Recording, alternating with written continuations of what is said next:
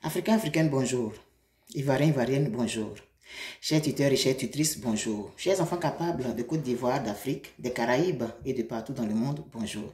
C'est la formule consacrée maintenant. Là, je ne peux pas parler sans dire ça parce que c'est ça qui est ma marque, c'est ça mon identité, c'est ça mon tampon, c'est ça ma signature. Et donc, quand on dit Africain, Africaine, Ivoirien, Ivoirienne, on sait que c'est Eben Boigny parce que c'est la création de Eben Boigny. C'est ça qui définit Eben Boigny. Donc, souffrez pour ceux que ça dérange, que je le dise toujours parce que c'est ça ma marque. Voilà. Alors, ce message-là, il s'adresse au gouvernement de Côte d'Ivoire. C'est pour parler de la santé. J'ai vu sur les réseaux sociaux, parce que c'est sur les réseaux sociaux qu'on voit tout, surtout nous qui sommes à l'extérieur, que le frère Zoumana a été pris en charge, a reçu une prise en charge présidentielle pour pouvoir faire face à ses soins.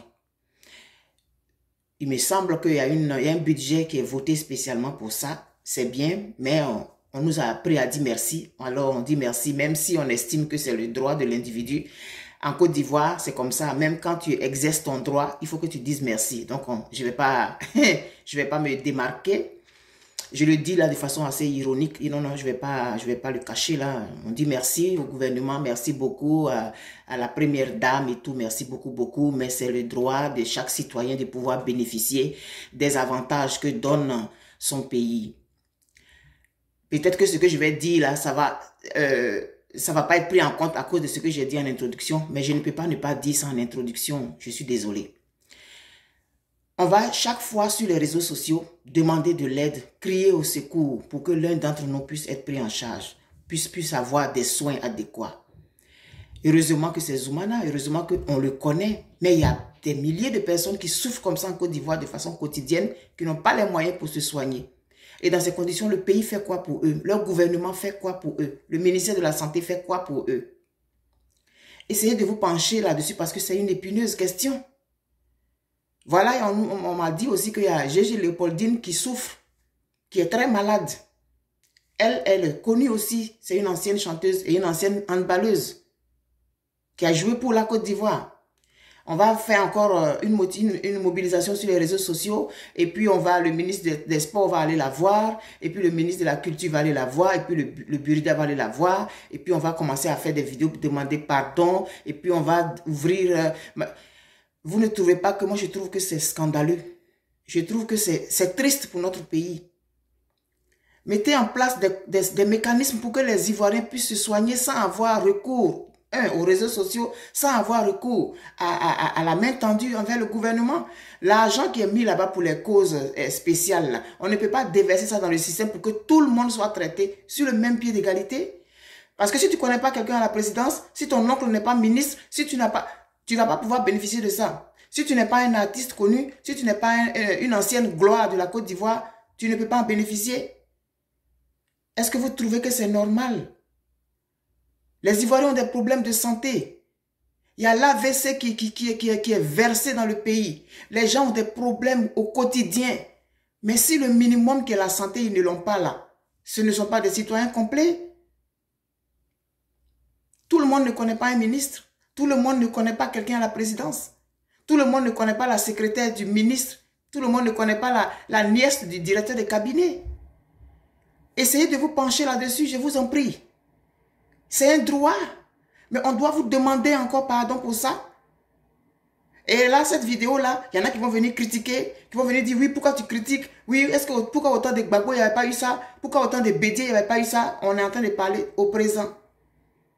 Et un État, c'est la continuité, n'est-ce pas? Les Ivoiriens ont toujours les mêmes problèmes de santé. Il y a longtemps que ça dure. Je ne suis pas en train de mettre forcément le doigt sur vous, là. Mais c'est une continuité. Qu'est-ce que vous avez apporté de plus depuis que vous êtes là? Il y a quelle action qui a été posée au moins au niveau de la santé pour qu'on dise, ah, enfin. Non, franchement. Il faut toujours qu'on vous caresse dans le sens du poil.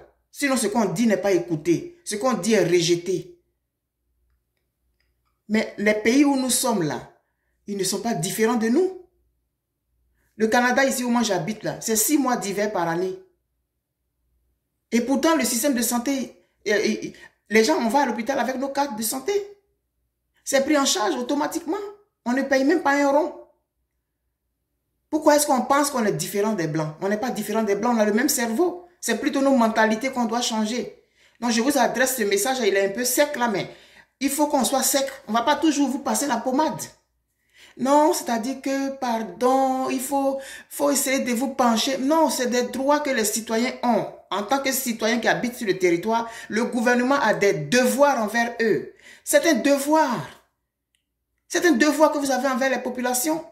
On doit faire des vidéos pour vous dire merci parce que vous avez pris en charge M. Zoumana. Oui, merci beaucoup, oui, c'est vrai. On va dire que vous n'étiez pas obligé, mais c'est votre devoir de penser à la santé de vos concitoyens. On peut vous le dire. Sans faux fuyant. Moi, je le dis sans faux fuyant. C'est pas chic qu'on vienne sur la toile exposer la vie de quelqu'un. Chacun a sa dignité. On va venir chaque fois exposer les gens. Ah, telle personne a tel problème, telle personne a tel problème. Eh, vraiment, pardon, envoyez ça. Quand ça n'a qu'à arriver au gouvernement. Pourquoi? Pourquoi? On dit que le chef de l'État a fait les États-Unis. Aux États-Unis, là, si tu n'as pas une assurance, tu meurs. On sait ça. Donc, normalement, quand quelqu'un comme ça, là, quand il arrive dans un pays, là, il doit faire en sorte que ce que lui il a vu là-bas, là, ses concitoyens ne le vivent pas. Quand tu vas parler, oui, quand Gbagbo était là, pourquoi tu n'as pas proposé ça quand Gbagbo était là? Oui, si Gbagbo avait fait ça, mais c'est la continuité. Donc, quand on vient, qu'on voit ce qui n'a pas marché là, on met des mécanismes en place pour éviter que ce qu'on a critiqué là, ça s'applique. Donc, je vous envoie ce message à ce matin. Penchez-vous sur la situation sanitaire des Ivoiriens. C'est grave. C'est grave. Et encore, au risque de me répéter, oui, c'est une vertu pédagogique. Tout le monde ne connaît pas le président. Tout le monde ne connaît pas quelqu'un à la présidence. Tout le monde ne connaît pas un ministre. Tout le monde ne connaît pas un député. Tout le monde n'est pas de la même famille que le directeur général, etc., etc. Il y a des populations qui triment au quotidien pour construire ce pays-là aussi. Qui ont besoin de soins. Mais qui ne sont pas capables. Et qui meurent dans l'indifférence parce qu'on ne les connaît pas. Ce sont des illustres inconnus. Donc, il faut tout faire pour être connu. Comme ça, quand tu tombes malade, ta cause va être portée sur les réseaux sociaux et puis tu vas pouvoir avoir gain de cause. Il faut revoir votre façon de fonctionner. Franchement, c'est pas chic qu'on soit obligé, Côte d'Ivoire, on soit obligé de venir mettre des gens sur la toile. Et créer des conditions. Franchement, c'est le message que j'avais envie d'envoyer ce matin. Je me suis mise en violet, qui est la couleur de la guérison. Que tous ceux qui sont malades puissent guérir. Mais le gouvernement doit mettre la main à la pâte. Parce que le système de santé actuellement, il n'est pas bon. Revoyez ça, s'il vous plaît. Tout le monde n'est pas Zoumana. Aujourd'hui, nous sommes le 6 avril 2022. Merci.